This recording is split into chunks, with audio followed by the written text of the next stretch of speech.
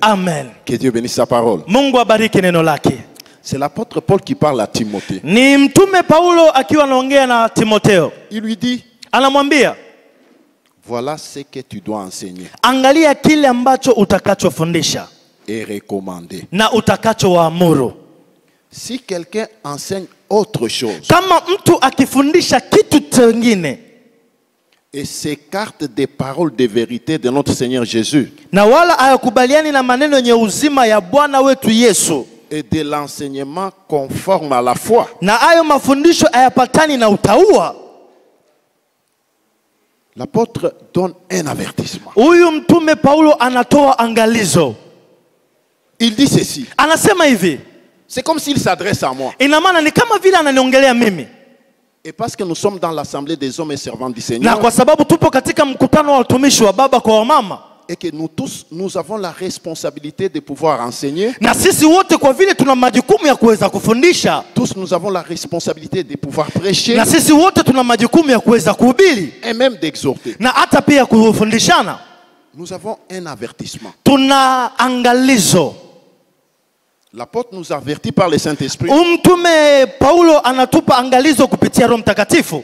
Il dit, anasema, nous ne devons pas enseigner autre chose. Hatutakiwi kuhubiri vitu vingine. C'est pourquoi je vous ai dit ici. Ndio maana niliwaambia hapa que la Christocratie n'est pas une autre chose. Kwamba Kristokrasia si kitu kingine. Si ça devient une autre chose, kama kingelikuwa ni kitu kingine, nous serons en train de faire quelque chose qui est contraire à la doctrine de Jésus. Ina maana tungekuwa tunafanya kitu kilichokuwa kinyume na elimu ya Mungu. Peut-être que le mot, inawezekana labda kwa jina, pour certains d'entre nous, kwa miongoni wetu au baadhi ya watu, ce concept Christocratie, ina maana ili jina Kristokrasia, tamko hiyo, neno hiyo Christocratia, inaweza kuonekana mpya, inaweza kuonekana kama kitu kingine, inawezekana kwa sababu ni neno tu. Lakini napenda tujue ya kwamba Christocratie haina kitu kingine, c'est pas une autre chose. Si kitu chengine. L'apôtre il dit là, il insinue quelque chose. Mtume anasema hapa. Il dit autre chose, c'est quoi? Anasema vitu vingine ni nini? Tout ce qui s'écarte des paroles de vérité. Kile ambacho kinajitenga na neno la ukweli. Donc tout ce qui peut venir de la Christocratie. Ina maana kile chote ambacho kinaweza kikatokea kwenye Kristokrasia, ou de cet enseignement, au kwa hayo mafundisho, doit être conforme aux paroles de vérité. Lazima kiendane na neno la kweli. Si ce n'est pas conforme aux paroles de vérité, sasa kama haiendani na neno la kweli, ça devient autre chose. Ina maana iko kimekuwa ni kitu kingine. Or nous ne nous sommes pas tenus à nous entretenir pendant 8 jours. Sasa sisi atupo hapo kusimama ndani ya siku 8 sur autre chose. Kwa ajili ya vitu vingine. Il dit, anasema, autre chose, vitu vingine, c'est l'enseignement qui n'est pas conforme à la foi. Ni mafundisho yasiyoambatana na imani. Parce que nous croyons, sababu sisi tunaamini que nous avons un Seigneur, kwamba tuna Mungu mmoja. Nous croyons, tunaamini que nous avons un seul esprit, kwamba tuna roho moja. Nous croyons, si tunaamini que nous avons un seul baptême, kwamba tuna ubatizo mmoja. Et nous croyons que nous avons une foi. Na tunaamini kwamba tuna imani moja. Et une foi unique. Na imani ya kipekee. Et tout enseignement na kila mafundisho qui viendrait atakayokuja et qui n'est pas conforme à la foi, ambayo hayaendani au yambatani na imani, la foi authentique, imani ya kweli, cet enseignement, ayo mafundisho est autre. Ayo mafundisho ni mengine. Et nous ne devons pas nous asseoir autour de cet enseignement. Kukaa katika ayo mafundisho. C'est pourquoi je tenais à insinuer ndio maana nimesimama kwa kusema que la Christocratie kwamba Kristokrasia n'est pas un enseignement contraire aux paroles de Dieu. Si mafundisho kinyume na neno la Mungu. La Christocratie n'est pas un enseignement si mafundisho qui nous détourne de la foi. Ambayo inayotubadilisha katika imani. Non. Hapana. Si c'est le cas, kama ni hivyo, nous aurions perdu notre argent et notre tutakuwa tumepoteza pesa zetu na wakati wetu kuwepo hapa. L'apôtre continue. Mtume anaendelea. Il nous dit ce que ça peut être pour nous. Anasema kile ambacho kinaweza kikawa cha kwetu. Si jamais la Christocratie n'était pas l'enseignement des vérités de la parole. Kama Kristokrasia isingelikuwa neno la kweli kulingana na neno la Mungu. Voici ce que sera notre sort. Ona sasa kile ambacho kinaweza kikawa cha kwetu. Nous serons des hommes et des femmes enflés. tutakuwa watoto au tutakuwa wanaume au wana wenye majivuno. Même si nous paraissons humbles. Hata kama tukionekana ni wapole. Mais si nous parlons des choses qui sont contraires à la parole de Jésus. Lakini tukiongea kitu kinyume na neno la Yesu Kristo. Pour Dieu. Kwa Mungu. Nous sommes des orgueilleux. Tunakuwa ni majeuri, wenye majivuno. Que deviendra notre vie? Sasa nini itatokea kama maisha yetu? Il dit, anasema, d'abord ce qui nous poussera à agir comme ça, kile ambacho kitatufanya tuamue hivi, c'est d'être ignorant. Ni kudharau. Et il constate que nous serons des hommes et des femmes malades. Na amegundua kwamba tutakuwa waume au wake wenye kuumwa. Quelle sera notre maladie? Ugonjwa wetu utakuwa ni nini? Discussion autour de mots. Tutakuwa tunabishana tu sisi kati ya sisi. Discussion autour de mots. Tutabishana usiku na mchana. Est-ce que Christocratie, depuis que tu as commencé à lire la Bible, je Christocratie tangia umeanza kusoma Biblia? Est-ce que tu as déjà trouvé ça? Je ushakuta ile neno la Christocratie humo ndani? Depuis quand ça a commencé? Tangia lini ili neno limeanza? Ça va amener des jalousies. Itatupelekea katika chuki. Quelques-uns vont nous manquer. Wengine watashindwa watakutuheshimu. Ils ne vont pas nous rejoindre. Hawezi wakaambatana na sisi. Pourquoi? Kwa nini? Ils se disent c'est autre chose. Watasema bwana hiki ni kitu chengine. On n'a jamais entendu. Hiki mbona hatujawahi kukisikia. Ça va mettre en eux la jalousie. Sasa itaingia hapo katikati chuki. Vous étiez aussi parti là-bas. Na wewe pia ulienda kule. Désormais moi je ne traiterai pas. Tangia leo mpendo mimi na wewe tutashirikiana. Parce que vous êtes allés à autre chose. Sababu umeenda kwenye vitu vingine. Ça va créer au milieu de nous. Sasa kitaumba katikati yetu. Des disputes. Kubishana.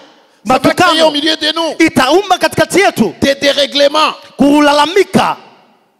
Ça va créer des soupçons. Na itaumba katikati yetu. Suspecter les gens. Peut-être que vous voyez ces histoires comme on dit qu'ils étaient aux États-Unis d'Amérique. Peut-être qu'il y a l'argent quelque part, on ne voit pas très clair. Na kuhisi kwa watu labda kwa vile alikuwa kule Marekani inawezekana ni fursa kupata hela. Afu hivi vitu mbona vionekani kama sawa? Moi je connais, j'ai déjà été aux États-Unis. Mimi ninajua mbona nimeshaikuwa Marekani. Quand on parle de quelque chose qui vient des États-Unis. Mpendo unapoongelea kitu kinachotoka Marekani. Il y a l'argent là-bas. Mpendo kule pesa lazima iwepo. Alors qu'en réalité il n'y a pas de cela. Lakini kwa ukweli hiyo yote anayoifikiria haipo. Ce n'est pas autre chose. Si vitu vingine. C'est l'enseignement de Jésus. Lakini ni mafundisho ya Yesu Kristo. C'est l'enseignement de la foi. Ni mafundisho ya imani. Il dit tout cela sera poussé par un esprit fausseur. Anasema hiyo yote itaambatana na roho inaenda kinyume. Les gens seront animés d'un esprit qui fausse les choses. Au watu watasukumwa na roho inayopeleka kinyume. Et ils croiront que na wataamini ya kwamba c'est une manière de se faire riche. Ni namna ya kujifanya sasa kuwa tajiri au kujitajirisha. Si nous rejoignons kama tukikusanyika la Christocratie, kwenye Kristokrasia, il y a l'argent là-bas. Kuna pesa zitatolewa posho. Nous pouvons devenir grands. Tunaweza tukawa wakubwa. Nous pouvons devenir riches. Tunaweza tukawa matajiri. Jésus par le Saint-Esprit dit, Yesu kupitia Roho Mtakatifu anasema, la véritable foi en Dieu imani ya kweli ndani ya Mungu est en effet une source de gain. Hiyo inakuwa chemchem. Source ya chemchem ya utajiri. Hiyo inakuwa ni chemchem ya utajiri. Nikisema hii mafundisho ya Yesu Kristo imetosha juu tutajirike. Hallelujah. Inaenea tu juu tutajirike. Mungu akubariki. Hallelujah. Si c'est autre chose. Sasa kama ni kitu chengine. Deuxième Jean, premier livre.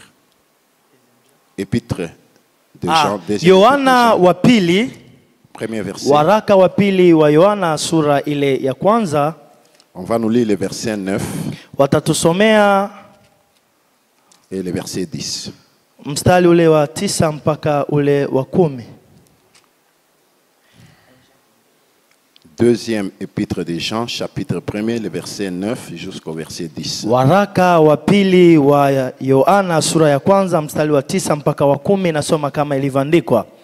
Kila apitaye cheo wala asidumu katika mafundisho ya Kristo, yeye ana Mungu. Yeye adumuye katika mafundisho hayo, huyo ana Baba na Mwana pia. mtu akija kwenu naye aleti mafundisho hayo, msimkaribishe nyumbani mwenu, wala msimpe salamu. Amen. Amen. Amen. Amen.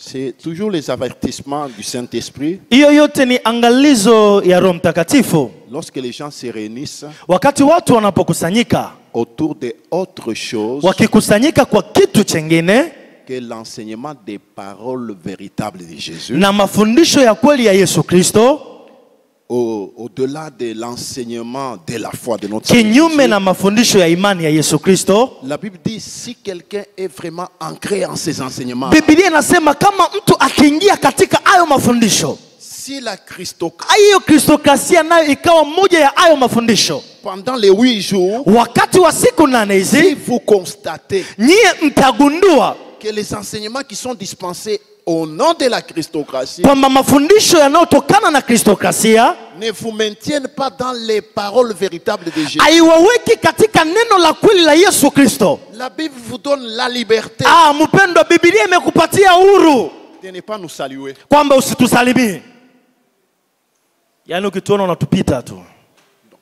Vous êtes libre quand vous constatez que ces enseignements Mpendwa, uko huru kama ukigundua kwamba haya mafundisho nous détachent yanakutoa de l'enseignement véritable de Jésus. kwenye mafundisho ya kweli ya Yesu Kristo. Parce que vous n'êtes pas venus ici comme des païens. Sababu amjaja hapa kama wapagani, Vous êtes venus comme des chrétiens. lakini mmekuja hapa kama Wakristo. Au-delà de ça, comme des serviteurs et servantes, Kupita tena hapo kama watumishi wa kike kwa wa kiume. je vais dire que vous avez déjà en vous une base de jugement. Nataka nikwambie ndani mwenu tayari una msingi wa neno. Donc nous avons droit à vous respecter Ina maana tuna haki ya kuheshimu en vous laissant le libre choix kwa kuachia uhuru wenu d'apprécier. ya kufurahia.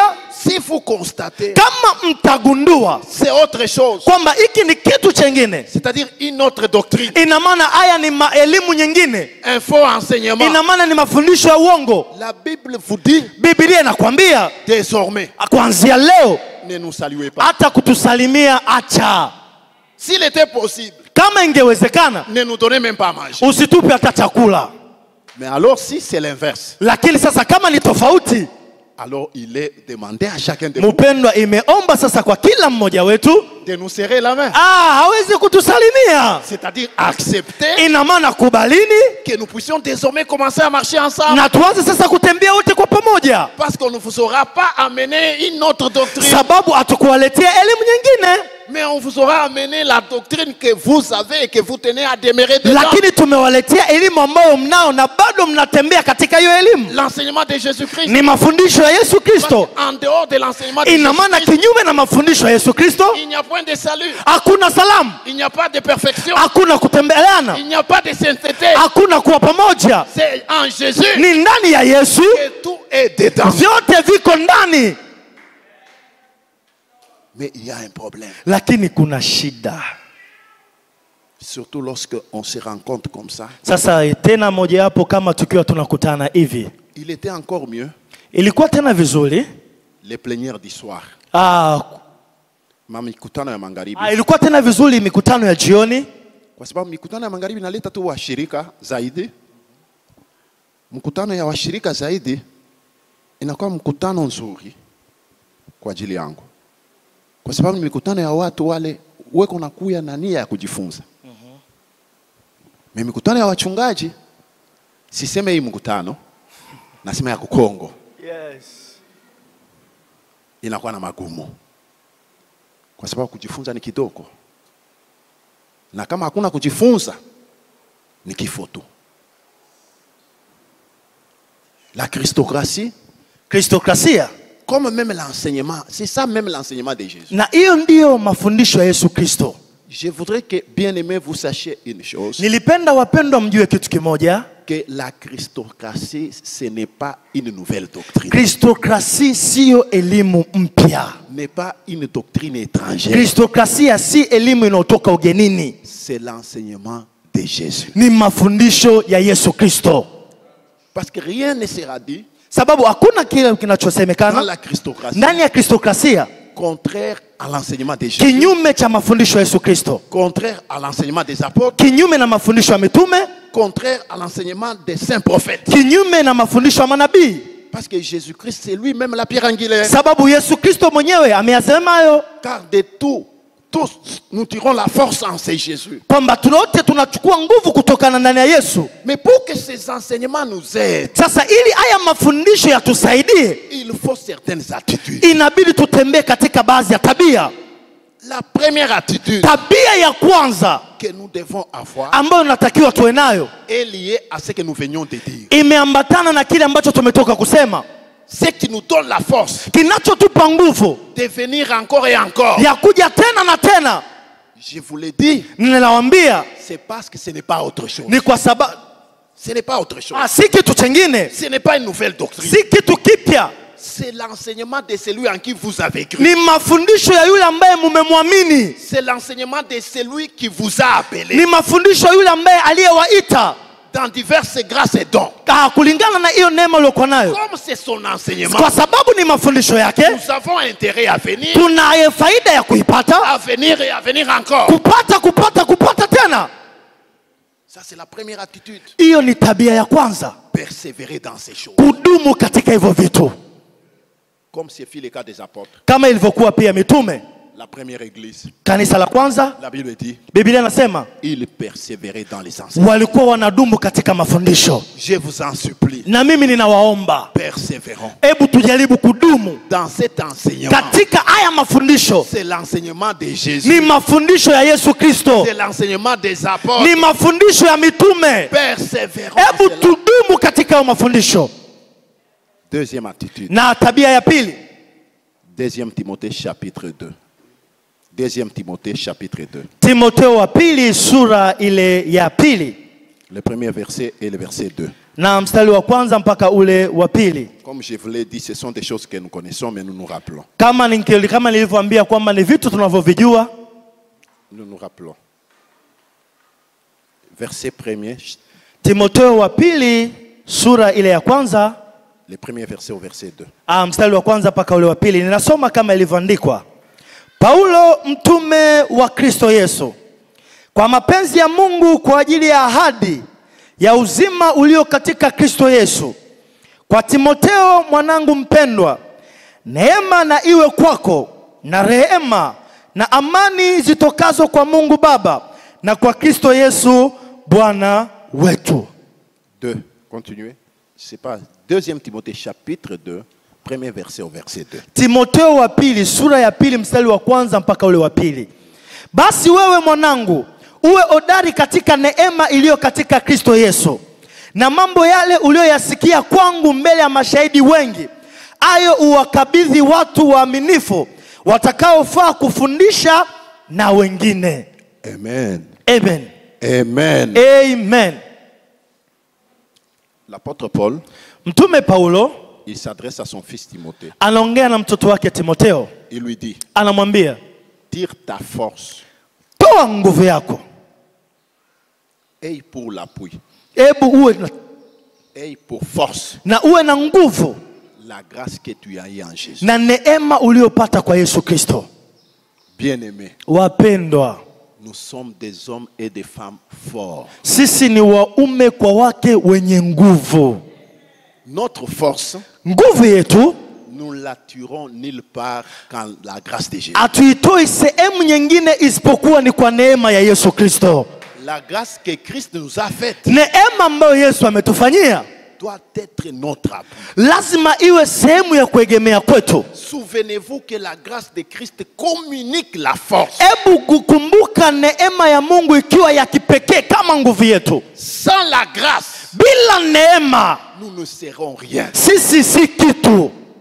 Soit en tant qu'enfant de Dieu, Haijalishi tukiwa kama watoto wa Mungu, soit en tant que servante et serviteur. haijalishi kama mtumishi wa kike kwa kiume, Notre force, nguvu yetu sisi c'est la grâce. ni neema.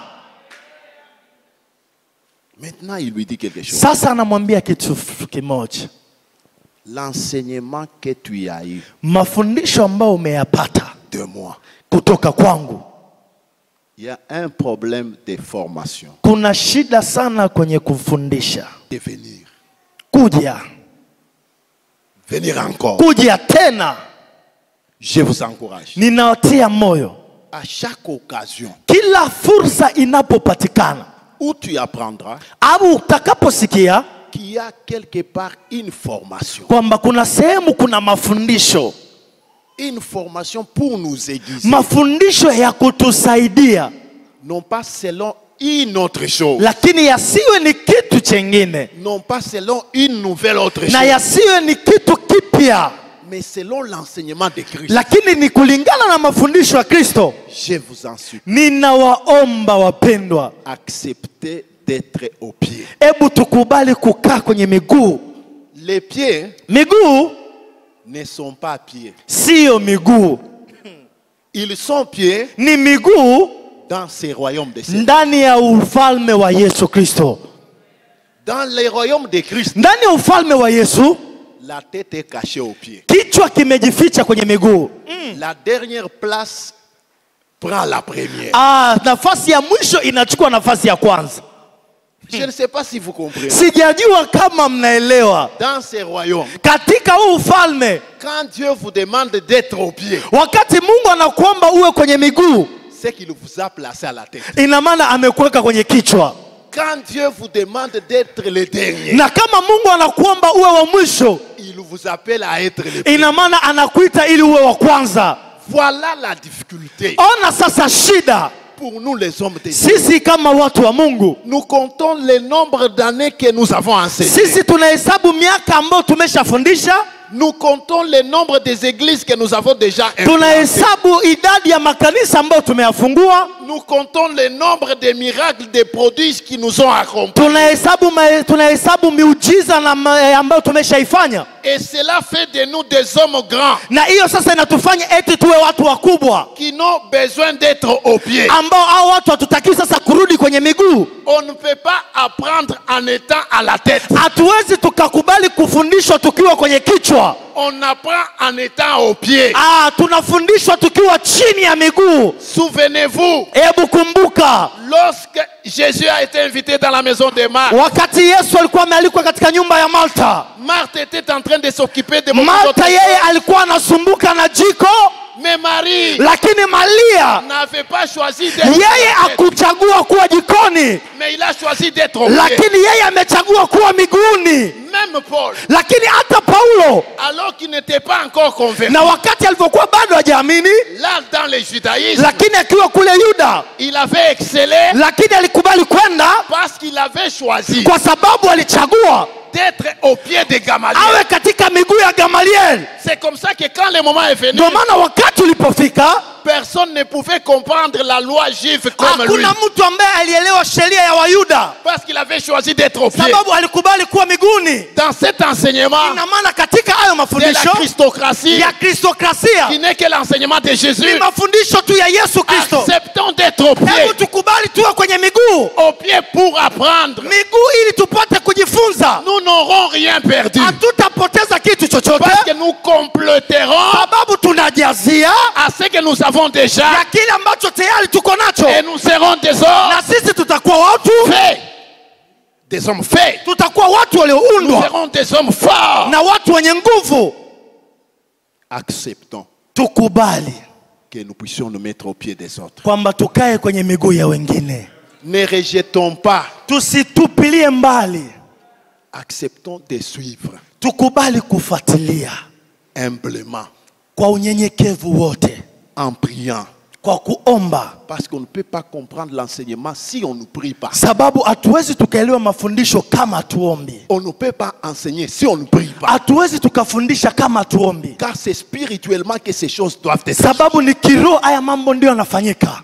Donc nous avons besoin d'être formés. Ina maana sisi tuna shida ya kufundishwa. Être formé, ça exige un temps. Mpendo, kufundishwa kunahitajika muda. On n'est pas formé en un seul jour. Uwezo ukafundishwa kwa siku moja. Jésus a pris du temps. Yesu alichukua muda 3 ans miaka 3 et 6 mois na miezi 6 à produire les disciples. ili apate kuzalisha wanafunzi. 3 ans et 6 mois Miaka 3 na miezi 6 pour produire les disciples. ili apate kuzalisha wanafunzi. Donc acceptons Mpendo, tukubali de suivre les enseignements, Kufata mafundisho. quoique appelé Christocratie, Hii haijalishi kwamba ni kristokrasia. c'est l'enseignement de Jésus. Ni mafundisho ya Yesu Kristo. Acceptons d'être au pied Tukubali kuwa miguuni pour apprendre. ili tupate kujifunza. Ceux qui enseignent Wale wanaofundisha et ceux qui reçoivent na wale wanaopokea, sont ici d'un seul. hawa wote ni kitu kimoja. Le seul qui est grand, Kitu cha pekee ambacho kilichokuwa celui kikubwa, qui est grand, yule aliyo mkubwa c'est celui qui fait croître. ni yule anayefanya kukua, Mais celui qui sème lakini yule anayepanda et celui qui arrose, na yule anayemwagilia, tous sont des... wote wako nafasi moja. Ayons ces sentiments-là. Hebu tuwe na hiyo shauku, Acceptons d'être enseignés. tukubali upendo wa kufundishwa. On ne perdra rien. Hatutapoteza kitu, Par contre, on deviendra efficace. kinyume chake tutakuwa watu imara. Il est venu enseignant très bien. Amekuja kufundisha vizuri, Il s'appelle Apollo. anajiita Il a très bien enseigné, amefundisha vizuri, mais il n'était pas suffisant. lakini akukamilika. Il a accepté Amekubali de se mettre au pied. kujiweka kwenye miguu, Et après avoir écouté, na baada ya kusikia, la Bible dit, Biblia inasema là où il était parti, kule alipoenda, il a enseigné cette fois-là plus exactement. ameenda sasa kufundisha tena maradufu. Nous enseignons tous. Tunafundisha wote, Parfois, ce n'est pas plus exactement. na kwa namna nyingine si kikamilifu, Mais pourtant, lakini kwa wakati Dieu place toujours à côté de quelqu'un Mungu anaweka pembeni ya mtu une autre personne mtu mwingine qui peut l'aiguiser ambaye anaweza akamsaidia afin de les rendre plus utiles. ili apate kumweka awe wa muhimu, Mais la condition, lakini sharti acceptons. kubali. Deuxièmement, Kitu cha pili, attitude à prendre, tabia ambayo tunatakiwa kuchukua, c'est l'auto-formation. Kujifunzia kwa upekee. tunatakiwa tujifunze kwa kipekee. Kuna saa ya kufundishiwa na kuna saa ya kujifunza peke yako. Kujifunza pekee. Okay. Ni ya lazima. Hallelujah. Yote iko ndani ya maandiko, mafundisho ya Yesu. Yes. 1 Timothée, Timotheo wa kwanza, waraka wa kwanza wa 4, Timotheo sura ile ya 4 verset 13. na mstari wake ule wa 13, nasoma kama ilivyoandikwa: hata nitakapokuja ufanye bidii katika kusoma na kuonya na kufundisha. Applique-toi jusqu'à ce que je vienne. Baada ya wakati ambapo paka nitakaporudi.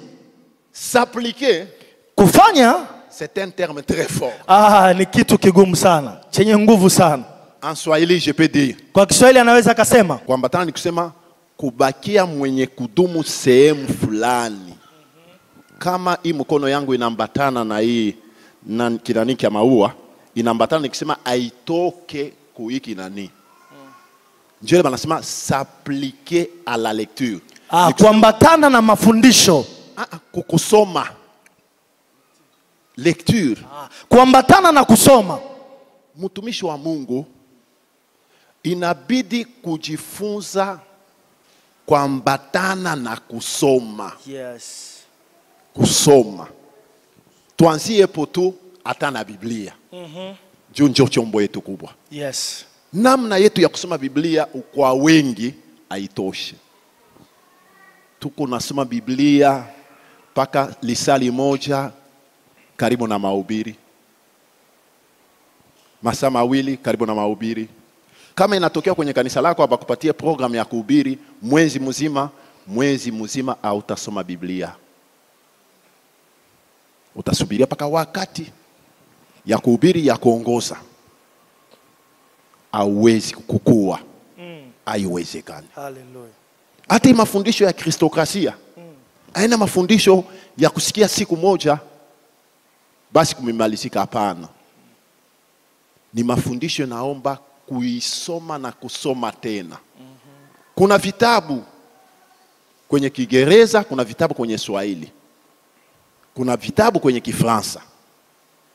Usiondoke bila kununua vile vitabu. Na wakati utanunua, ninajua una vitabu vingine viko nyumbani tu. Tokea ulinunua kwa sababu tamko yake ilikuwa nzuri tu, umesoma namna gani ya kufaulu, namna gani ya maendeleo katika Kristo, umenunua, umeweka nyumbani. Tokea ulinunua paka sasa bado hauyafungula. Hauwezi kukua bila maisha ya kuzidi kuambatana na kusoma. Yes. Ni ile wanasema kwa Yohusha, hii maneno imeandikiwa kwenye Torati hii. Yes. Uisome usiku na mchana. Hallelujah. Aina juu upate ufahamu. Hivi ukaitie katika matendo ya siku kwa siku, njoo ukaweze. Hallelujah. Kristokrasia haina mafundisho ya kujua. Kristokrasia ni mafundisho ya kuishi.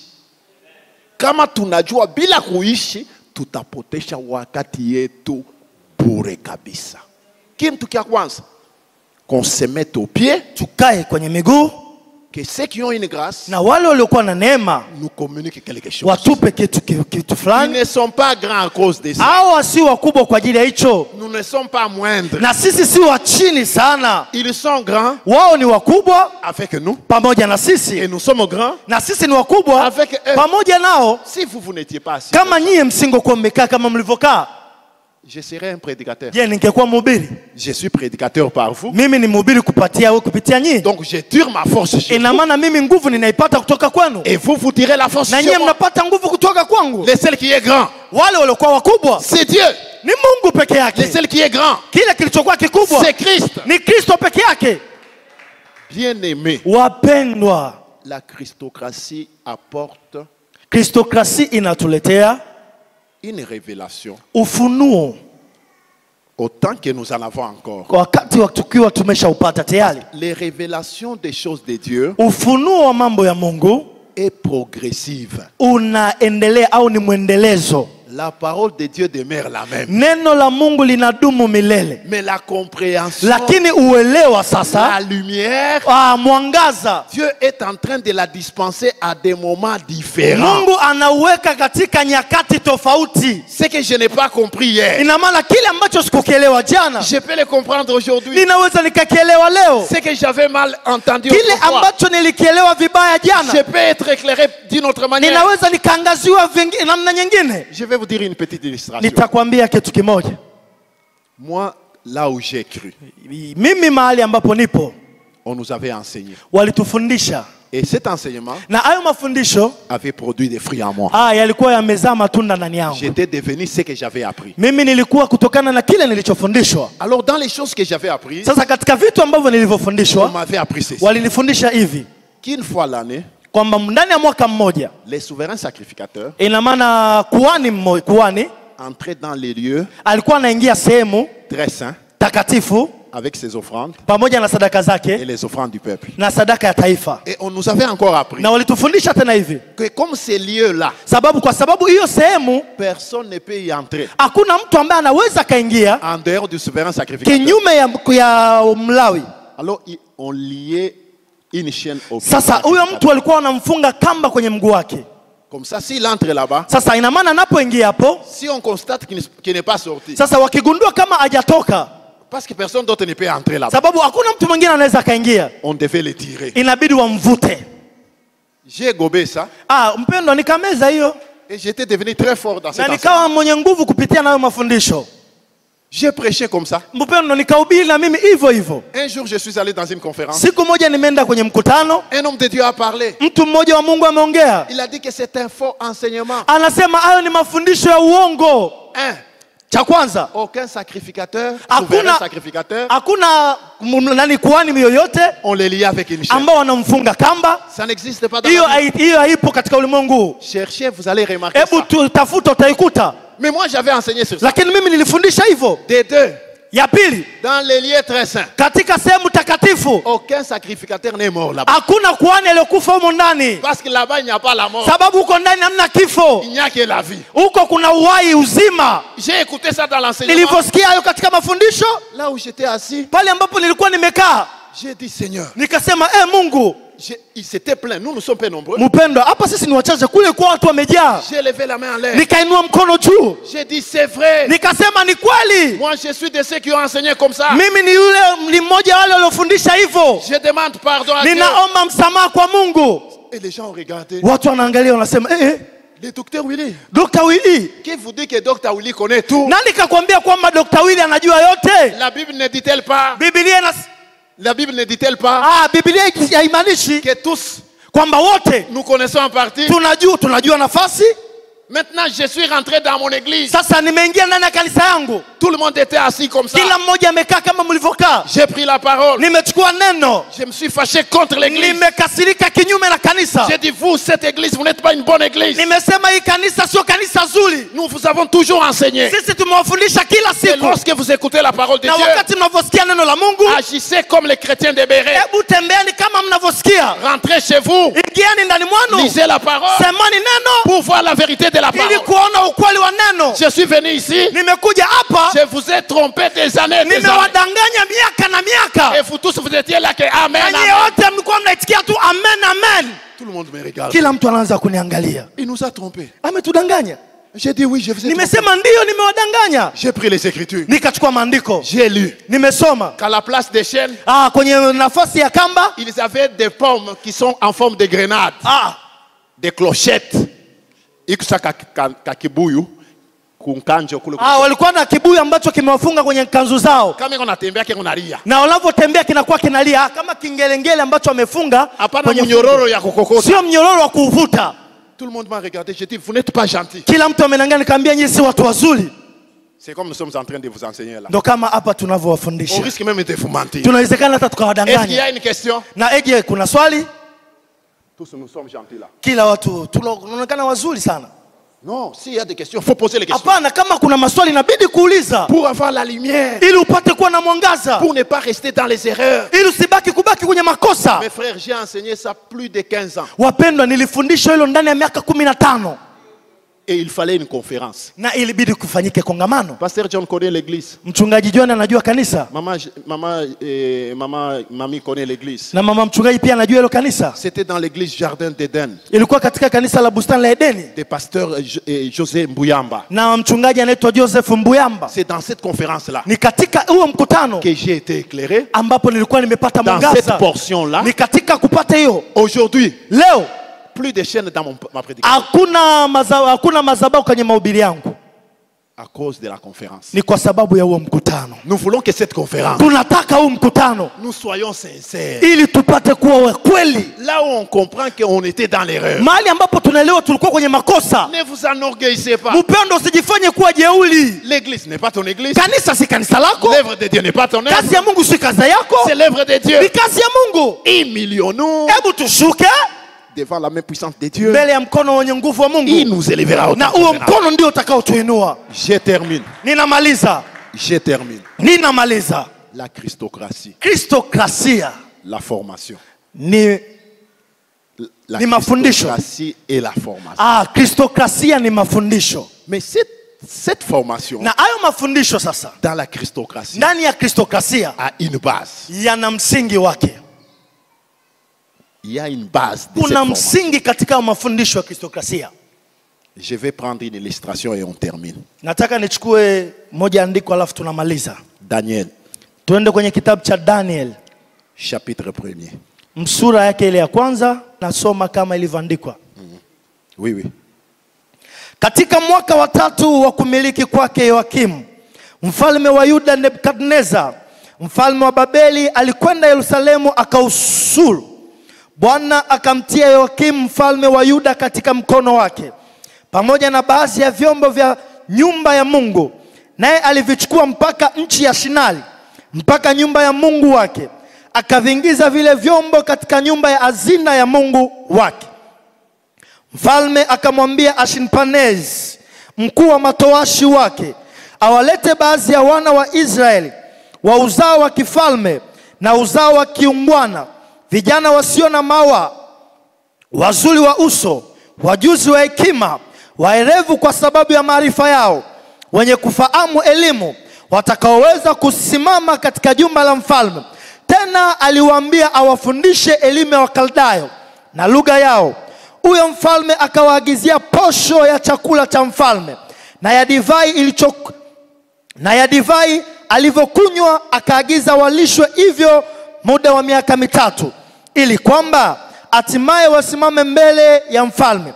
Basi katika hao walikuwepo baadhi ya wana wa Yuda, Daniel na Anania na Mishaeli na Azlia, Mkuu wa watoashi akawapa majina, alimwita Danieli, Belshaza, na Anania akamwita Shadrach, na Mishaeli akamwita Meshach, na Azalia akamwita Abednego. Amen. Amen. Hallelujah. Bwana Yesu asifiwe. Amen. Que Dieu vous bénisse. Mungu awabariki sana.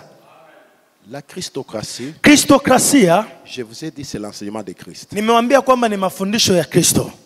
Nous aurons le temps de revenir là-dessus. Tutakuwa na wakati tena wa kurudia. Cet enseignement Haya mafundisho place Jésus-Christ kujumlisha Yesu Kristo non seulement au centre de notre vie, si tu kwa ajili ya na sehemu ya maisha yetu, et au centre de tout. ni kwa ajili ya Mimi nafia kusema hivi. katikati ya kila kitu chetu. Yes.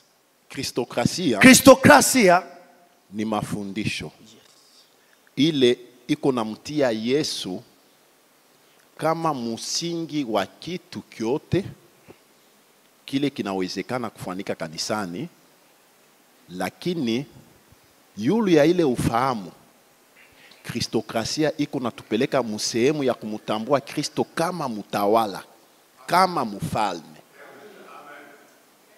Mafundisho ndio mimi nakwambia sasa ni mafundisho ya Kristo. Mafundisho ya Kristo ni ile mafundisho inamfanya Yesu kuwa msingi ya kila kitu kyote. Na zaidi ni pale tumesimamia katika mafundisho ile tuko napokea kwenye makanisa yetu zaidi. yes. Hii sehemu ya pili kidogo na ya kubwa atuisimamie zaidi ya kusema Kristo ana tu msingi ya maisha yetu, lakini Kristo ni mfalme. Mafundisho ya Kristokrasia iko na kwa kutukumbusha, mishi sema inaleta mambo mpya. Iko na kwa kutukumbusha kwamba Kristo ni msingi na Kristo ni kichwa. Ni kusema mtawala. Sasa hakuna mtawala wasipo kikosi cha kutawala nacho. Kama kumtawala una kikosi cha kutawala nacho. Tutaongelea hiyo. Lakini musikie. La Bible dit, Biblia inasema que les enfants des ténèbres kwamba watoto wa giza sont plus sages que les hao enfants de watoto la wana lumière. hekima kuliko hata watoto wa Mungu. Qui sont les enfants de la lumière? Hao watoto ni nani? Watoto wa nuru C'est nous. ni sisi hapa. Qui sont les enfants des ténèbres? Ni wanani hao watoto wa giza? C'est le monde. Ni dunia, Représenté ici par les royaumes de Babylone. wakiwa wamewakilishwa hapa na ufalme wa Babylon. Ce roi, Huyu mfalme après avoir combattu baada ya kupigana vita sana avec Israël, pamoja na Israel, il prit même les choses sacrées et l'a amené chez nous. akachukua hata vitu vitakatifu akavileta kwake. Maintenant, il est chez lui. Sasa yuko kwake, Il veut affermir son royaume. anataka sasa ajenge ufalme wake. Parce que vous savez, les rois de ce monde, Unajua mfalme wa hii dunia quand ils prennent le pouvoir, wakati anapochukua madaraka c'est pour les garder le plus longtemps ni possible. apate kuwa nayo miaka na miaka, Même si les personnes peuvent changer, na hata kama mtu anaweza akabadilika, mais les partis restent les mêmes. lakini huo nafasi inabaki hiyo hiyo, Comme en Afrique du Sud, kama ilivyo South Africa ANC. ana hiyo hiyo nafasi. ANC. NSA Mandela est passé. Mandela kapita kwenye iko chama, ANC est resté. iko chama kinabaki. C'est ce qu'un pouvoir cherche à faire. Ndicho hicho madaraka anatafuta kufanya, Rester longtemps. kubaki wakati mrefu. Mais pour rester longtemps, Lakini sasa ili kubaki wakati mrefu il faut avoir des hommes qui ont bien compris la vision inabidi uwe na watu ambao wameelewa vizuri maono et qui peuvent pérenniser na ça. ambao wanaweza wakatembea sawa sawa na hayo. Maintenant, ces rois, Sasa huyo mfalme païens, ambaye ni mtu wa ulimwengu mais intelligents, lakini mwenye akili plus que les sages, kuliko hata hao watu wa Mungu, il ne permet pas qu'on mette dans son royaume n'importe qui. hakuweza kuweka katika ufalme wake mtu yoyote yule. Il dit, Anasema, cherchez-moi des jeunes gens. hebu nitafutie vijana. Il y en a beaucoup. Kuna wengi, Il y en a qui ont de mauvaises figures. kuna wengine ambao wana sura mbaya. Il y en a qui existent. Wapo, ndio wapo, Même dans l'église, hata kati ya kanisa il y a des gens qui ont de mauvaises kuna figures. watu wana sura Mais c'est lui qui connaît, il n'y a que Dieu. lakini anayejua ni Mungu peke yake, Parce qu'on a dit que Sarah était belle. sababu anasema Sara alikuwa ni mzuri wa sura. On dit que Léa avait des yeux délicats. Na wanasema Lea alikuwa na macho ile ya saa mbili. Tu vois, Dieu parle, hein? Mungu anaongea, unaona eh? Mais tout est bien. Lakini vyote ni vizuri. Parce que c'est lui qui a créé. Sababu ndiye aliyeumba. Les fleurs jaunes et rouges. Maua mekundu na njano. Qui peut les juger? Nani ambaye anaweza kumhukumu? Il crée les courts, Yeye anatu les gros, anaumba wanene na wembamba, les noirs, weusi, les jaunes. hata weupe. Tout ça pour la gloire de Dieu. Yote ni kwa ajili ya utukufu Vous wake. allez empêcher à Dieu de dire que celui-ci est jaune. Sasa kuna shida gani kusema kwamba ni mzuri? Que Dieu soit loué. Mungu atukuzwe. Il dit ça doit être des jeunes gens belles et des filles. Anasema nitafutie watu wenye sura nzuri. Pourquoi? Kwa nini? Je ne peux pas mettre dans mon royaume n'importe qui. Siwezi nikaweka katika ufalme wangu mtu yoyote yule. Cherchez-moi les gens de la race royale. Hebu nitafute watu wenye uhalisia wa kifalme. Je ne vais pas perdre le temps avec quelqu'un qui est sorti d'une race qui ne connaît rien de la royauté. Sitaki nipoteze na watu waliotoka kwenye familia isiyokuwa na kifalme. Vous allez les trouver en train de manger en cours de route comme un fou. Utawakuta yeye barabarani ana mwindi, ana chapati, yeye anakula tu. Il faut qu'il y ait quelqu'un qui est déjà rodé. Inabidi kuwa na mtu ambaye tayari ameshafundishwa. Comme ça, je n'ai pas le temps à perdre. Sababu sina wakati wa kupoteza. Quand je donne les ordonnances, Wakati ninapotoa majukumu, ils vont travailler. hao watu wanatembea kwenye Et majukumu. mon royaume se fasse. Na ufalme wangu utasimikwa vizuri. C'est comme ça qu'on est tombé sur Daniel Ndio maana wakaanguka juu ya Danieli, Meshach, wakachukua Meshaki Abednego, pamoja na Abednego et d'autres, na wengine, des intelligents. watu wenye akili. Et le royaume de Babylone n'était pas n'importe quel Na royaume. ufalme wa Babiloni mpendo haukuwa ufalme wa kubeza. Ça, c'est le monde. Hii ndio ulimwengu. Même la maman ici, Hata mama huyu, Samia. Mama Samia, Vous pensez que les gens qui sont dans son gouvernement là, ce sont des fainéants? unafikiri watu waliomzunguka ni watu wasiokuwa na ufahamu? Elle fait la sélection. Mpendo anachagua. Pourquoi? Kwa nini? Il faut qu'elle règne, Inabidi atawale qu'elle garde longtemps possible. na apate kuwa na wakati mwingi katika ufalme wake. Jésus, Yesu Kristo, il est roi. yeye ni mfalme. La Bible dit, Biblia inasema son royaume ufalme wake ne sera pas détruit. hautaweza kuharibiwa. Son royaume Ufalme wake ne peut pas être anéanti. hauwezi ukaharibika. C'est un royaume éternel. Ni ufalme wa milele. Maintenant, Sasa Christ, Yesu Kristo comment peut-il faire anawezaje sasa akafanya pour qu'il ait un gouvernement des responsables? ili awe na ufalme wenye majukumu? C'est le rôle de l'Église. Hiyo ndio kazi ya kanisa.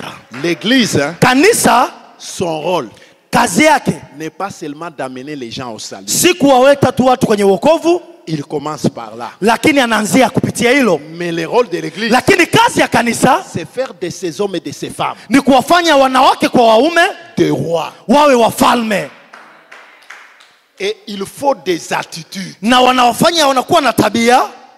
Un roi ou un fils de roi n'est pas n'importe qui. Mpendo, mfalme au mtoto mfalme si mtu wa kawaida. Nous ne manifesterons pas que nous sommes du royaume de Dieu au ciel. Sisi hatuwezi tukathibitisha kwamba ni watoto wa ufalme tukiwa mbinguni. Ça commence ici. Inaanzia katika ulimwengu huu. Nous devons avoir des comportements, Lazima tuwe na tabia, des attitudes tuwe na mwenendo qui montrent que nous appartenons à un royaume qui ne sera détruit, qui ne sera anéanti. unaodhihirisha kwamba tuna ufalme ambao hautaharibiwa wala hautaweza kushushwa.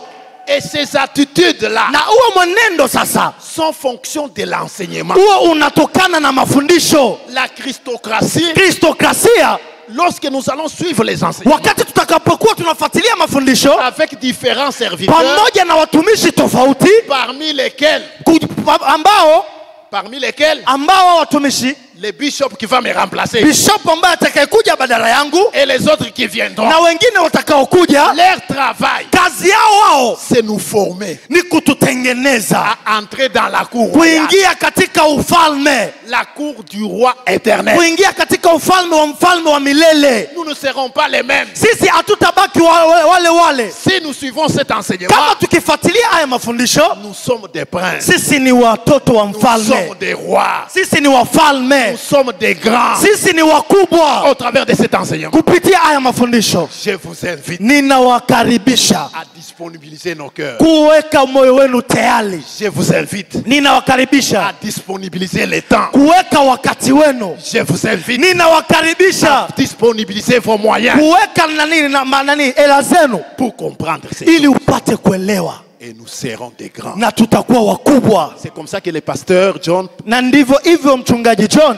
dit ceci, anasema hivi, que l'enseignement christocratie, mafundisho ya kristokrasia c'est un enseignement de révolution. ni mafundisho ya mapinduzi. Paka ifunonaka muntu kama ni wayadema Chadema. Unasema bintu byako byote bila explain. Unafasilia mambo yako ingine unasema hakuna paka ya kwangu njoo ya kweli. Njoo hivi Mungu anapenda. Muntu hata anaongea je tunasema hakuna ya kweli ni ile Kristo anasema, ya kweli ni tutaishi pamoja na Kristo. Njoo ile Mungu anapenda.